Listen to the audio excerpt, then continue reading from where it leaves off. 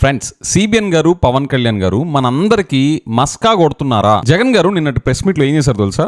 CBN గారు budget records లో నుండి దాచేసిన డేటాని ముక్కు పిండి మరీ తీసుకొచ్చి మన ముందు నించోబెట్టారు.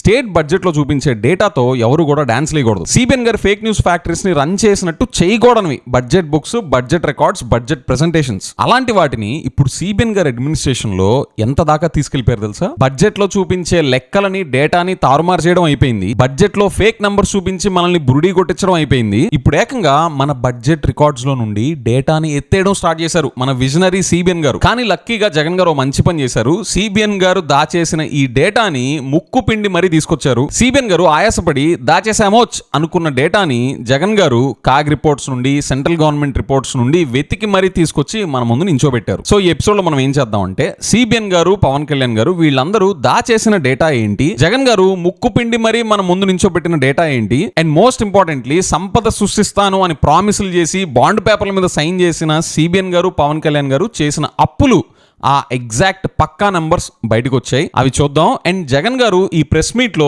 ఒక పాయింట్ మాట్లాడింది నాకు అసలు నచ్చలేదు. దాని గురించి ఆయన ప్రస్తావించకుండా ఉండుంటే బాగుండేది అనిపించింది. అసలు ఆయన స్థాయికి అది సెట్ అవ్వలేదు. అదేంటో కూడా నేను డిస్కస్ చేస్తాను. అండ్ ఫైనలీ జగన్ గారు సిబిఎన్ గారిని మనకి రెడ్ హ్యాండెడ్ గా పట్టించారు. Jio number 746 and Jio number 747 విషయంలో తిరుమల అనేది 2 కొండలు కాదు 7 కొండలు అని అడ్మినిస్ట్రేటివ్ పాయింట్ ఆఫ్ వ్యూ లో గుర్తించింది ఎవరు? వేరే రిలీజియన్స్ ని ప్రమోట్ చేసే యాక్టివిటీస్ ని టీటీడీ ప్రిమైజ్ లో కండక్ట్ చేయకుండా కేర్ తీసుకున్నది ఎవరు? పవన్ కళ్యాణ్ గారు ఇప్పుడు మాట్లాడింది ఏంటి, సిబిఎన్ గారు అప్పుడు మాట్లాడింది ఏంటి అని రెడ్ హ్యాండెడ్ గా మన దగ్గర ఇప్పుడు వీడియోస్ చూపించారు జగన్ గారు ప్రెస్ మీట్ లో. అది కూడా చూసి కన్క్లూడ్ చేద్దాం. ఇది చూస్తే క్లియర్ గా అర్థమైపోద్ది అసలు సిబిఎన్ గారు బడ్జెట్ డేటాలో నుంచి, బడ్జెట్ రిపోర్ట్స్ లో నుండి ఉంచాల్సిన డేటాని, అనాలిసిస్ ని ఎత్తేసే స్థాయికి ఎందుకు పడిపోయారు అనేది ఇది చూస్తే క్లియర్ గా అర్థమైపోద్ది.